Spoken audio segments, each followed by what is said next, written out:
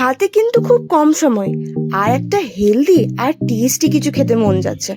Pasta chowmein তো অনেকটাই unhealthy, তাই বেঁচে থাকা রুটিটা এরম লম্বা লম্বা করে কেটে নিয়েছি। কত জলদি তৈরি হবে আমাদের এই রুটির চাউমিন জাস্ট দেখতে থাকো। একটা কড়াইয়ে তেল দিয়ে দিয়েছি পেঁয়াজ লম্বা লম্বা করে কেটে রাখা। সেটা একটু লাল হয়ে আসলে তার মধ্যে আমাদের বেঁচে থাকা রুটি দিয়ে বেশ ভালো করে মিক্স করে ভেজে নেব।